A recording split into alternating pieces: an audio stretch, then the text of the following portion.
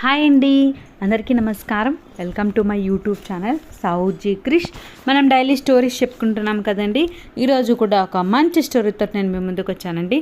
తప్పకుండా లాస్ట్ వరకు వినండి, స్టోరీ చాలా బాగుంటుందండి. స్టోరీ పేరు వచ్చేసరికి బలపం తిలకం మారాయోచి. అసలు ఎవరి బలపం ఎవరి తిలకం అవి మారటం ఏంటి అని అనుకుంటున్నారు కదండి.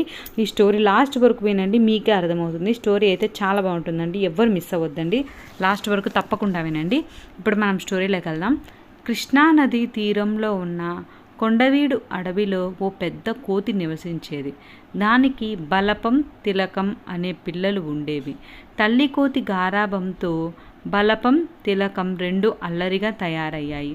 ఒకరోజు బలపం పనస చెట్టు ఎక్కి కాయలు తెంపబోతుంటే ఒక కాయ చేజారి అటుగా వెళ్తున్న పులి తల మీద పడింది. దాంతో అది కళ్ళు తిరిగి పడిపోయింది.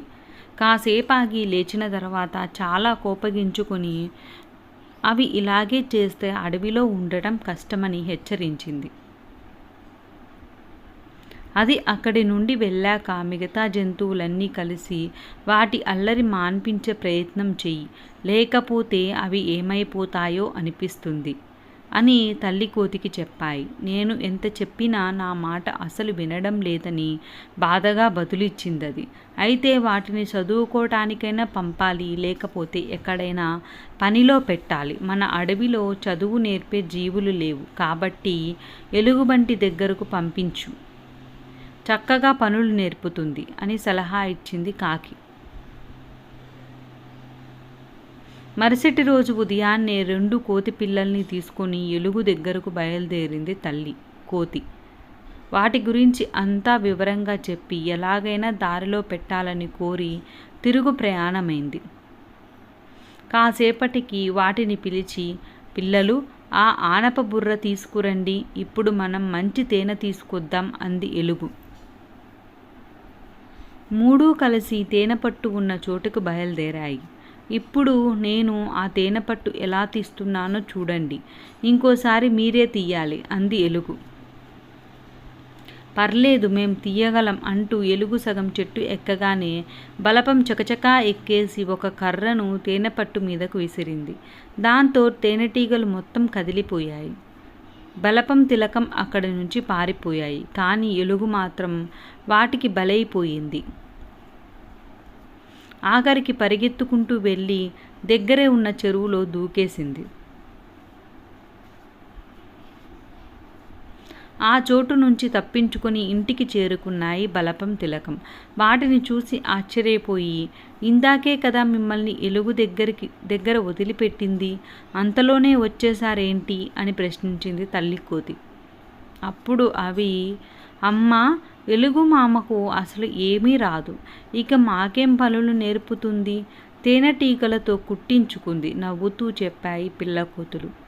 ఇప్పుడెలా వీటి అల్లరి తగ్గేది అని తల పట్టుకుని కూర్చుంది తల్లి కోతి. అప్పుడు పక్కనే ఉన్న కుందేలు వచ్చి, నేను చెప్పినట్లు చేస్తే వాటికి చిన్న చిన్న దెబ్బలు తగులుతాయి, కానీ ఖచ్చితంగా మార్పు వస్తుంది అంది. ఇక తల్లి కోతి వాటిని పిలిచి, మన కుందేలు మామకు ఏదో కావాలట, వెళ్ళి కాస్త ఆ పని చేసి పెట్టండి అంది. సరేనమ్మా అంటూ ఆ కుందేలు దగ్గరకు చేరుకుని, మామ ఏదో సాయం అడిగావట, అది మేము చేయగలమా అసలు అని అడిగాయవి. మీరు చేయగలరు, అది చాలా చిన్న పని అంటూ వాటిని మామిడి చెట్టు దగ్గరకు తీసుకెళ్ళింది అది. అదిగో ఆ చిటారు కొమ్మన ఉన్న మామిడి పండ్లు కావాలి అంది కుందేలు. అంతేనా అంటూ బలపం తిలకం వెంటనే చెట్టు చిటారు కొమ్మకు ఎక్కేశాయి. వాటి బరువుకు ఆ కొమ్మ విరగడంతో 2 చెట్టు కింద ఉన్న నూతిలో పడిపోయాయి.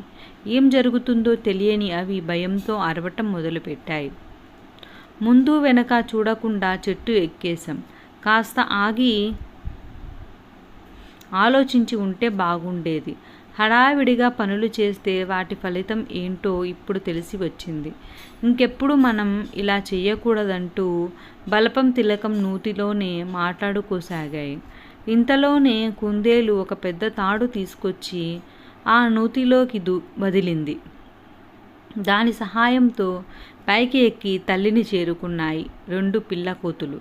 ఇంకెప్పుడు నిన్ను ఇబ్బంది పెట్టం, బుద్ధిగా ఉంటాం అమ్మా అని చెప్పటంతో సంతోషించిందా తల్లి కోతి. అప్పటి నుంచి చక్కగా ఉంటూ పెద్ద జీవులు చెప్పినట్లే నడుచుకోసాగాయి బలపం, తిలకం.